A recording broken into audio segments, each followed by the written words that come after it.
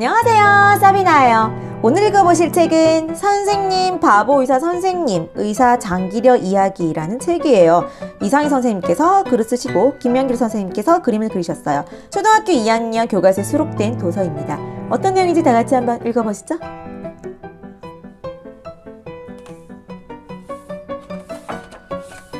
선생님 바보 의사 선생님. 어릴 때 우리 집은 가난했습니다. 전쟁 때 아빠를 잃었고 나는 무릎이 많이 아팠어요. 얼른 병원에 안 가면 영양 못 걷는다던데. 휴, 우리 기호 무릎 고치는 게 엄마 소원이다.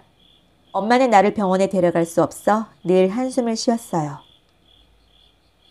그러던 어느 날이었어요. 기호야, 복음병원이란 데가 있대. 우리같이 가난한 사람들 돌보려고 만든 병원이라 치료비를 아주 조금만 받는데 아주 이름난 의사 선생님도 계신다니 우리 기호 무릎도 감쪽같이 고쳐주실 거야. 그런 병원이 있다니 꿈만 같구나. 과연 우리 엄마 소원이 이루어질까요? 아주 오래된 이야기는 아니에요. 내가 어렸을 때 만난 사람 이야기랍니다. 가난하고 병든 아이를 따스하게 보살펴준 사람 이야기. 그 보살핌 덕분에 건강하게 자라난 아이가 다시 가난하고 병든 이웃을 보살피는 사람이 된 이야기입니다. 선생님, 바보 의사 선생님. 수술을 해도 완전히 낫기는 힘들겠어요. 하지만 병이라는 게 의사가 다 고치는 건 아니거든요. 꼭 낫겠다. 기호가 그렇게 마음먹고 노력하면 또 모르지요. 내 무릎을 진찰하던 장기려 선생님이 말해요. 엄마가 슬그머니 내 얼굴을 봐요. 나도 어리둥절해서 엄마를 쳐다봤어요. 이름난 의사 선생님이라더니 잘못 알았나 봐요. 훌륭한 의사 선생님이라면 이렇게 말할 텐데 말이에요. 걱정 마세요. 내가 다 고쳐줄게요. 지금부터 내 무릎을 수술할 거래요. 그런데 장기려 선생님이 내 손을 꼭 잡고 중얼중얼 하고 있어요. 수술을 너무 지나치거나 모자라지 않게 해주십시오. 법칙에 맞게 해나갈 수 있도록 힘을 주십시오.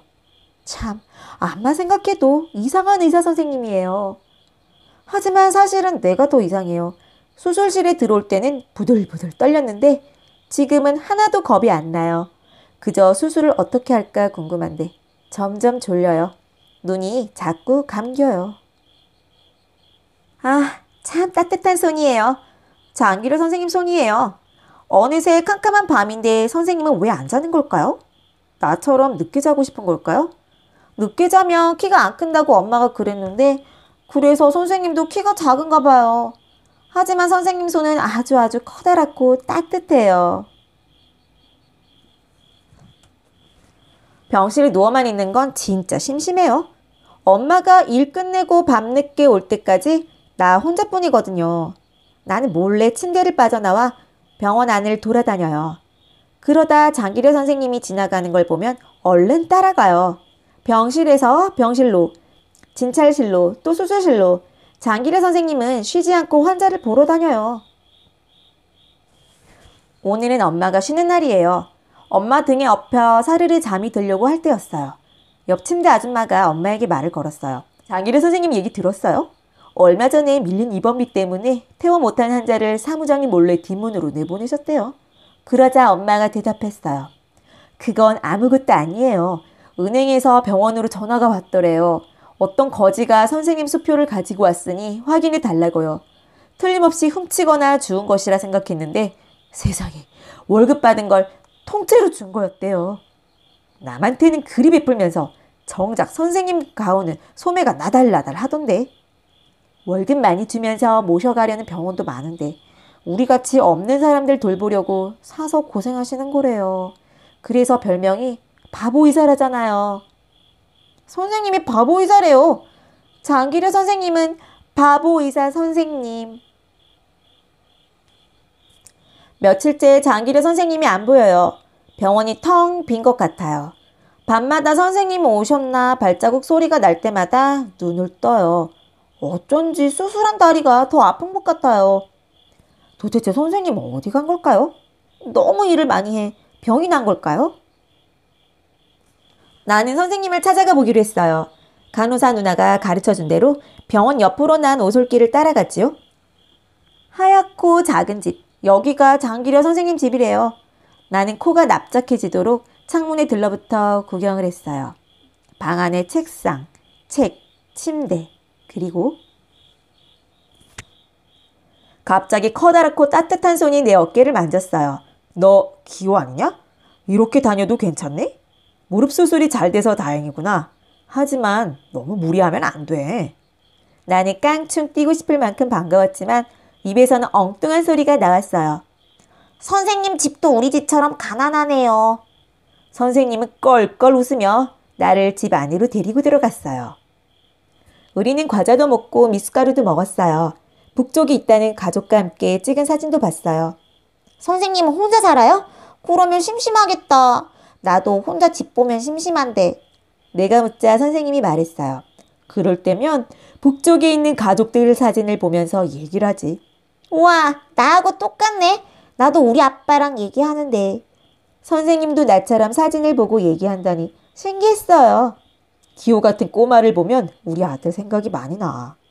병원에 오는 환자들도 모두 가족처럼 여겨진단다.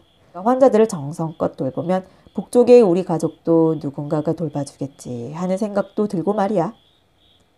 커다란 손으로 내 머리를 쓰다듬으며 선생님이 말했어요. 그런데 선생님 어디 갔다 왔어요?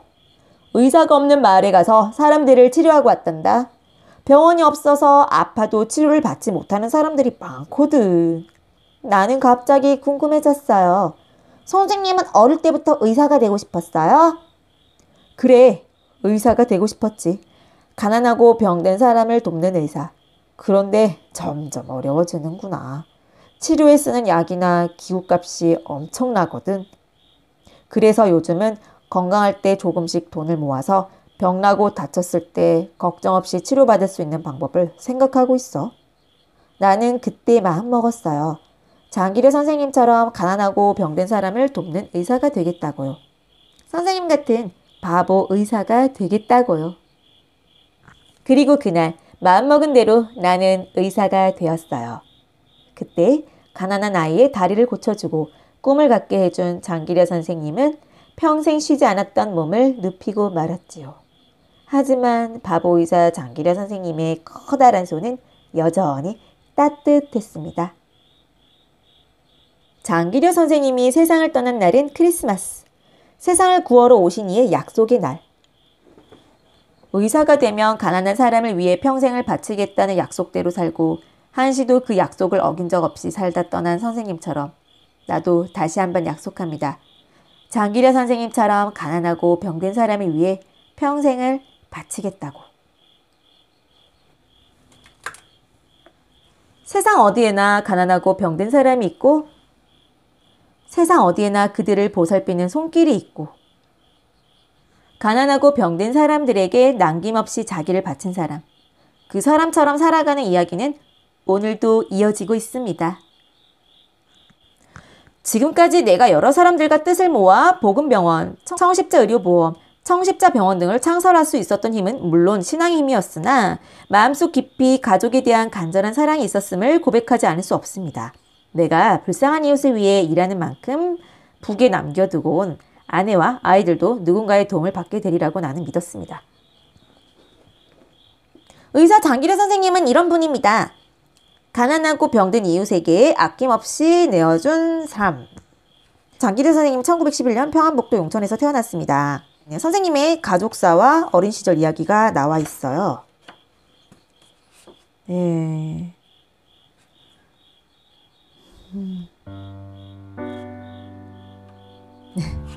제가 딱 정말 만약에 저도 한 번쯤 이런 옛날에 이런 꿈을 꾼 적이 있어요. 전 참 의사라는 직업을 되게 좋아하는데 사실 정말 존경하는 직업 중에 하나가 의사거든요. 네, 의사 한 번 못 보고 죽어가는 사람들 위해 평생을 바치겠다. 네. 아까 저는 여기 이 멘트가 되게 눈에 띄어요.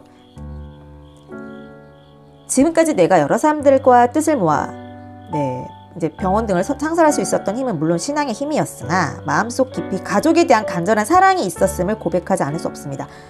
저도 좀 공감이 가요. 이 말씀에 이 말씀 듣고 지금 약간 가슴에서 뭔가 이렇게 뜨거운 게 올라왔어요. 이 가족을 생각하면 내가 나쁜 짓을 할 수 없는 그런 게 저는 이제 좀 그런 부분이 있거든요. 내가 뭐 이렇게 뭐 예를 들어서 어떤 아이가 넘어졌어요. 그냥 뭐 지나갈 수도 있겠죠. 그냥 보고. 근데 저는 이렇게 또 일으켜 제가 뭐 이렇게 세워줄 수 있으면 이렇게 세워줄 수 있겠지만 그게 아니라도 이렇게 아이고 괜찮니? 아유 씩씩하구나. 안 울어서 씩씩하네.